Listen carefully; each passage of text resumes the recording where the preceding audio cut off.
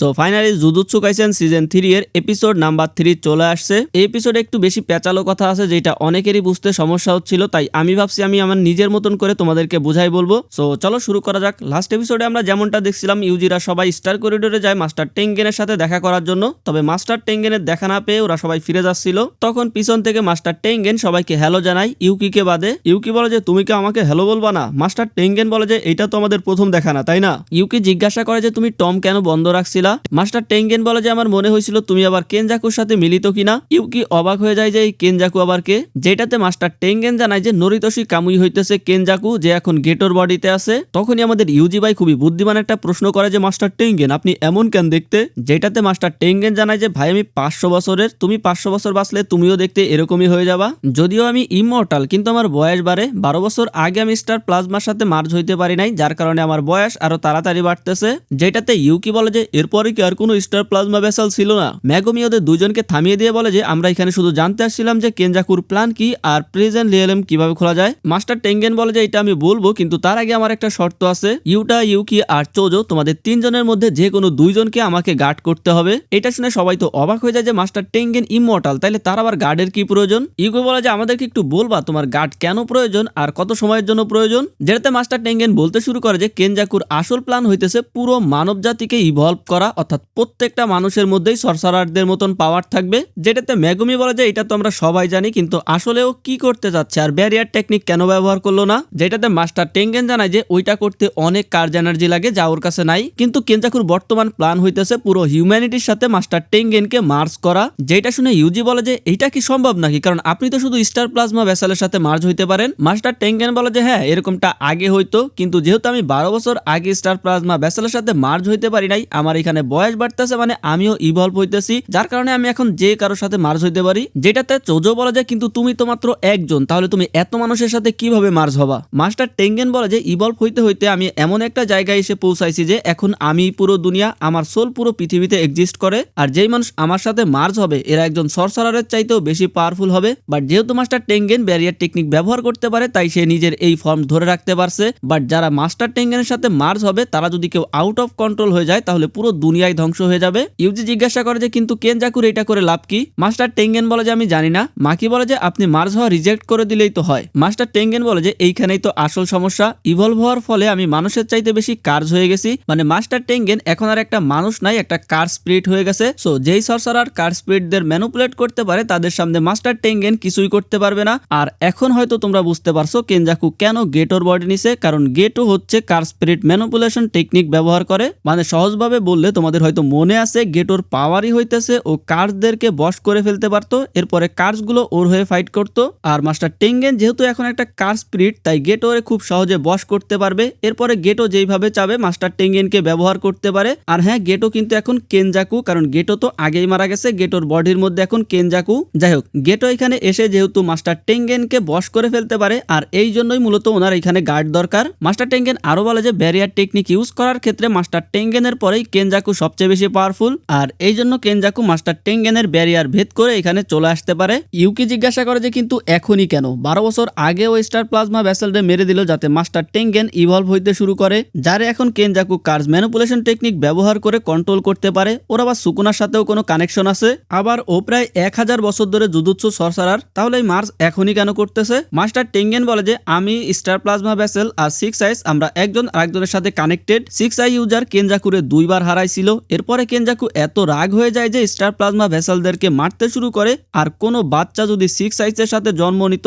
তারেও Kenjaku 1 মাসের মধ্যে মেরে ফেলতো। কিন্তু আমরা জানি যে তারপরও মাস্টার টেঙ্গেন মার্জ হইতো, আর মার্জের দিন স্টার প্লাজমা ভেসেল আর 6 আইস জন্ম নিত। কিন্তু এরপরে কেনজাকু একটা নতুন প্ল্যান করে, ও চিন্তা করে যে 6 আইসকে এইভাবে না মেরে ও প্রিজন রিয়েলমে সিল করে দিবে। এইটাতে কি হবে, এরপরে আর নতুন কোনো 6 আইস জন্ম নিতে পারবে না, কারণ এক টাইমে 2টা 6 আইস থাকতে পারে না। আই থিঙ্ক তোমরা এই জিনিসটা বুঝতে পারছো, একই টাইমে পৃথিবীতে কখনোই 2টা 6 আইস থাকতে পারবে না। তার মানে একজন মারা গেলে নতুন একজন জন্ম নিবে, বাট তুমি যদি ওই 6 আইসে সিল করে দাও তার মানে সে মারা যাচ্ছে না, আর তাই পৃথিবীতে আর কোনো নতুন 6 আইস ইউজার জন্ম নিবে না, আর কেনজাকুর বারবার তাকে মারতেও হবে না। এন্ড বর্তমানে যেহেতু গোজো হইতেছে 6 আইস ইউজার, এই জন্য কেনজাকু ওরে সিল করার জন্য প্রিজন রিয়েলম খুঁজতে শুরু করে। কিন্তু ও সেইটা খুঁজে পাওয়ার আগেই এমন একজনের এন্ট্রি হয় যে সবকিছু বদলে দেয়, যে ছিল তোজি জনিন। তোজি জনিন এসে স্টার প্লাজমা ভেসেলকে মেরে দেয়, যার কারণে কারণে সবকিছু বদলে যায়। মাস্টার টেঙ্গেন মার্জ হইতে পারে না আর ইভলভ হইতে শুরু করে। এরপর একজন সরসারার আসে যে কার্স ম্যানিপুলেশন টেকনিক ব্যবহার করতে পারতো, যেটা ছিল গেটো,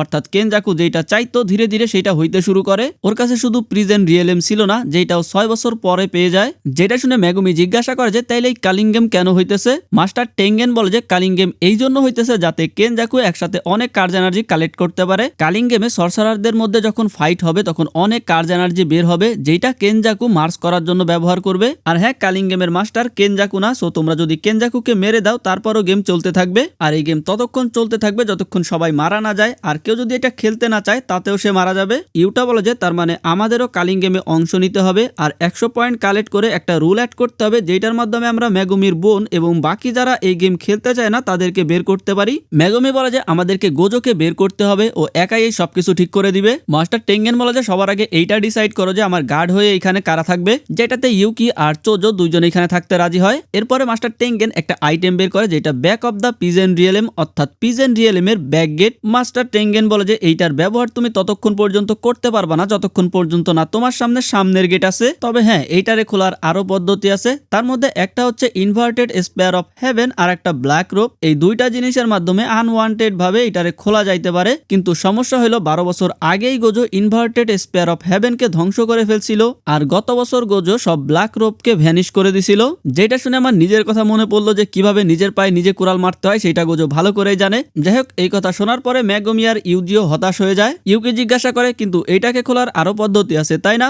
মাস্টার টেঙ্গেন বলে যে হ্যাঁ, কালিংগেমে যারা অংশ নিতেছে তাদের মধ্যে 1000 বছরের পুরনো একজন সরসারারও আছে যে নিজেকে অ্যাঞ্জেল বলে, ও যে কোনো কার্স টেকনিককে ডিলিট করতে পারে, সো ও হয়তো এটা খুলতে তোমাদেরকে সাহায্য করতে পারবে। আর ওর আসল নাম হইতেছে হানা কুসু। যেটাতে মেগুমি জিজ্ঞাসা করে যে আপনি বলতে পারেন ও এখন কোথায় আছে? মাস্টার টেঙ্গেন বলে যে পূর্ব দিকে হবে। এরপরে আমাদেরকে জানানো হয় যে জাপানে 10টা কলোনি তৈরি হয়েছে যেগুলো ব্যারিয়ার দিয়ে ঘেরা, যার এক সাইডে নর্মাল মানুষ আর এক সাইডে সরসারাররা। তবে অনেক নর্মাল মানুষও সরসারারদের সাইডে ফেসে আছে। মেগুমি জিজ্ঞাসা করে যে কালিংগেম শেষ হইতে কতদিন লাগতে পারে? মাস্টার টেঙ্গেন বলে যে 2 মাসের মতো। এরপরে মাস্টার টেঙ্গেন কালিংগেমের রুলস গুলো এদেরকে খুব সুন্দর করে বুঝাই দিতে শুরু করে। রুল নাম্বার 1, কোনো প্লেয়ারের কার্স টেকনিক জাগ্রত হওয়ার পরে 19 দিনের মধ্যে তাকে গেমে অংশগ্রহণ করতে হবে, যেটাতে মেগুমি ভাবে যে ওর বোনের কাছে 10 দিন আর 15 ঘন্টা বাকি আছে। রুল নাম্বার 2, যে প্লেয়ার প্রথম রুল ফলো না করবে তার কার্জ এনার্জি রিমুভ করে দেওয়া হবে, অর্থাৎ তাকে মেরে ফেলা হবে। আর এই কথা মাকিরে সোকো অনেক আগেই বলে দিছিল, তবে এই রুল মাকির ক্ষেত্রে কাজ করার কথা না, কারণ যেহেতু মাকির মধ্যে কোনো কার্স টেকনিকই নাই। রুল নাম্বার 3, কোনো প্লেয়ার যদি কলোনির মধ্যে প্রবেশ করে তাহলে সে অটোমেটিক্যালি এই গেমের অংশ হয়ে যাবে। যেটাতে ইউজি জিজ্ঞাসা করে যে তাইলে সাধারণ মানুষ যারা আগে থেকে ওইখানে ফেসে আছে তাদের কি হবে? মাস্টার টেঙ্গেন বলে যে তাদেরকে একটা সুযোগ দেওয়া হবে বের হয়ে যাওয়ার জন্য। আর এমন কোনো রুল লেখা নাই যেটাতে লেখা আছে কলোনির বাইরে বা ভিতরে যাওয়া যাবে না, যে কেউ যে কোনো সময় কলোনির বাইরে ভিতরে যাওয়া আসা করতে পারে। রুল নাম্বার 4 ছিল তুমি যত প্লেয়ারকে মারবা তত পয়েন্ট বাড়বে। রুল নাম্বার 5, সরসারারদের মারলে 5 পয়েন্ট পাওয়া যাবে আর নর্মাল কাউরে মারলে 1 পয়েন্ট পাওয়া যাবে। মাস্টার টেঙ্গেন আরো বলে যে সবার কাছে একটা শিকিগামি থাকবে, কোগেন, এই তোমার এই গেমের মধ্যে গাইড করবে। আর বলতে পারো ওই এই গেমের মাস্টার, কারণ ওকে বলেই তুমি এই গেমে রুলস অ্যাড করতে পারো। রুল নাম্বার 6, 100 পয়েন্ট হইলেই তুমি একটা রুল অ্যাড করতে পারবা। যেটা শুনে ইউজি কিছুটা হতাশ হয়ে বলে যে অ্যাড করার চাইতে রিমুভ করা গেলে আরো ভালো হইতো। মেগুমি বলে যে আমরা এমন কোন রুল তো অ্যাড করতেই পারি যেটা আগের রুলের ইফেক্টকে সরিয়ে দিবে, কিন্তু রুল নাম্বার 7 হইলো এমন কোন রুলই অ্যাড করতে পারবে যেটা আগের রুলের উপরে কোনো ইফেক্ট ফেলবে না। মানে বুঝতেই পারতেছো মেগুমির প্ল্যান কাজে দিবে না, কারণ ও রুল যদি আগের কোনো রুলকে ইফেক্ট করে তাইলে সেই রুল অ্যাড হবে না।